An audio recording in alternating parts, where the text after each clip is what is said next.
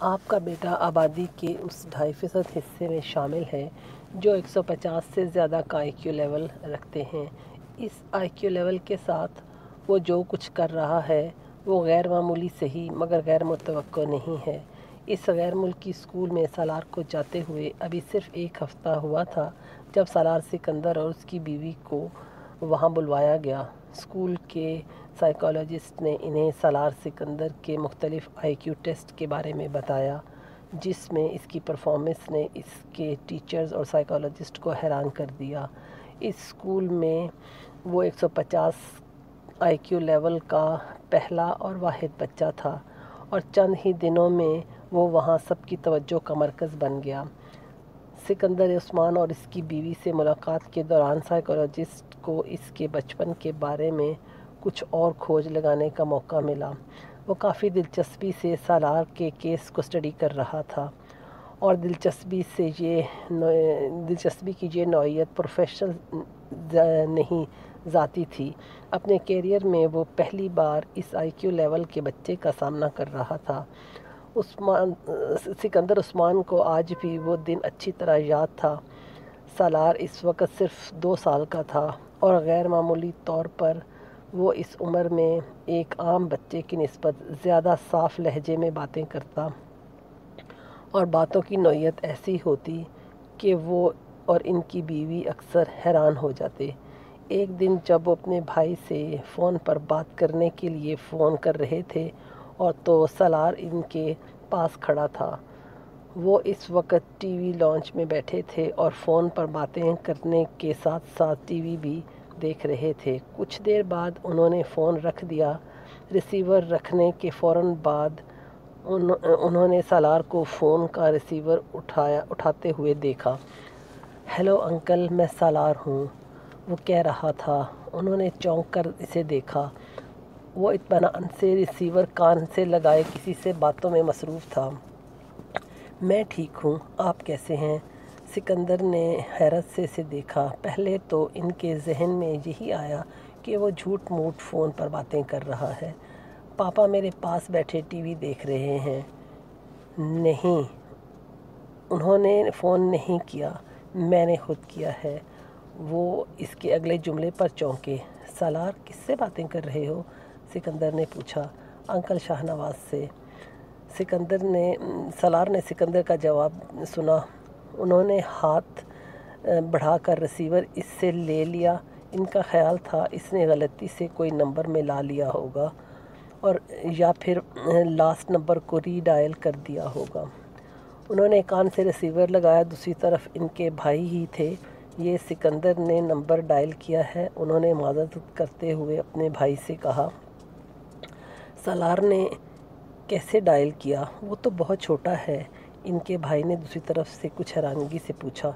میرا خیال ہے اس نے آپ کا نمبر ری ڈائل کر دیا ہے، اتفاق سے ہاتھ لگ گیا ہوگا، ہاتھ مار رہا تھا سیٹ پر۔ انہوں نے فون بند کر دیا اور ریسیور نیچے رکھ دیا۔ سالار جو خاموشی سے ان کے ساتھ ان کی گفتگو سننے میں مصروف تھا، ریسیور کے نیچے رکھتے ہی اس نے ایک بار پھر ریسیور اٹھایا۔ اس بار سکندر عثمان اسے دیکھتے رہے۔ وہ بالکل کسی میچور آدمی کی طرح ایک بار پھر شاہنواز کا نمبر ڈائل کر رہا تھا اور بڑی روانی کے ساتھ۔ وہ ایک لمحے کے لیے دم بخود رہ گئے۔ 2 سال کے بچے سے انہیں یہ توقع نہیں تھی۔ انہوں نے ہاتھ بڑھا کر فون دبا دیا۔ سالار، تمہیں شاہنواز کا نمبر معلوم ہے؟ انہوں نے حیرانگی سے اس کے اپنے جھٹکے سے سنبھلتے ہوئے کہا۔ ہاں، بڑے اطمینان سے اس نے جواب دیا۔ کیا نمبر ہے؟ اس نے روانی کے ساتھ وہ نمبر دہرایا۔ وہ اس کے چہرے کو دیکھنے لگے۔ انہیں اندازہ نہیں تھا کہ وہ گنتی کے اعداد سے واقف ہے۔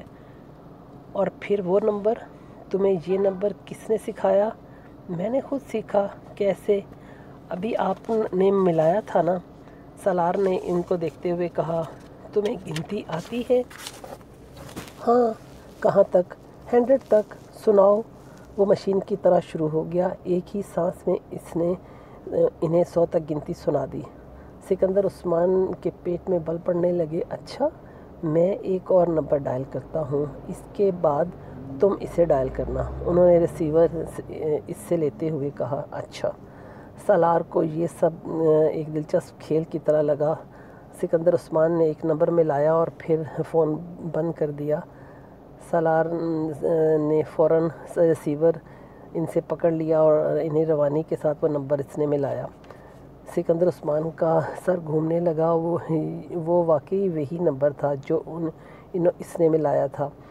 انہوں نے یک کے بعد دیگرے کئی نمبر ملائے اور پھر سالار نے وہی نمبر ملانے کے لیے کہا جو اس نے ملائے، اور بغیر غلطی کیے وہ نمبر ملاتا رہا۔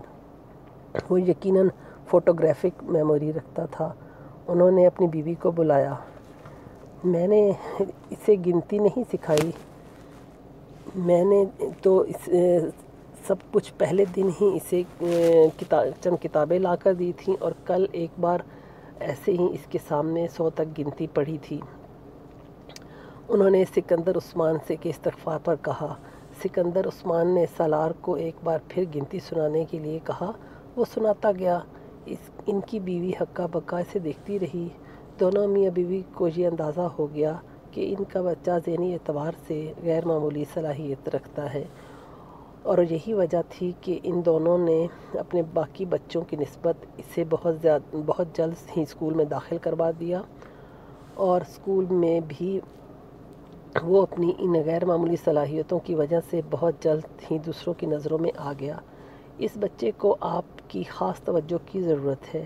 عام بچوں کی نسبت ایسے بچے زیادہ حساس اور پیچیدہ فطرت کے مالک ہوتے ہیں۔ اگر آپ اس کی اچھی تربیت کرنے میں کامیاب ہو گئے تو یہ بچہ آپ کے اور آپ کے خاندان کے لیے ایک سرمایہ ہوگا، نہ صرف خاندان کے لیے بلکہ آپ کے ملک کے لیے بھی۔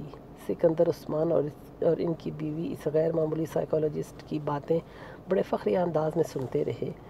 اپنے دوسرے بچوں کے مقابلے میں وہ سالار کو زیادہ اہمیت دینے لگے، اور ان کی سب سے زیادہ چہیتی اولاد تھا، اور انہیں اس کی کامیابیوں پر فخر تھا۔ اسکول میں ایک ٹرم کے بعد اسے اگلی کلاس میں پروموٹ کر دیا گیا، اور دوسری ٹرم کے بعد اسے اگلی کلاس میں، اور اس وقت پہلی بار سکندر عثمان کو کچھ تشویش ہونے لگی۔ وہ نہیں چاہتے تھے سالار 8 سال کی عمر میں ہی او لیول اور اے لیول کر لیتا، مگر جس رفتار سے وہ ایک کلاس سے دوسری کلاس میں جا رہا تھا یہی ہونا تھا۔ میں چاہتا ہوں آپ میرے بیٹے کو اب پورے 1 سال کے لیے ہی اگلی کلاس میں پروموشن نہ دیں۔ میں نہیں چاہتا کہ وہ اتنی جلدی اتنے ایب نارمل طریقے سے اپنا اکیڈمک کیریئر ختم کرے۔ آپ اس کے سبجیکٹس اور ایکٹیویٹیز بڑھا دیں، مگر اسے نارمل طریقے سے ہی پروموٹ کریں۔ ان کے اصرار پر سالار کو دوبارہ 1 سال کے اندر ڈبل یا ٹرپل پروموشن نہیں دیا گیا۔ اس کے ٹیلنٹ کو اسپورٹس اور دوسری چیزوں کے ذریعے چینلائز کیا جانے لگا۔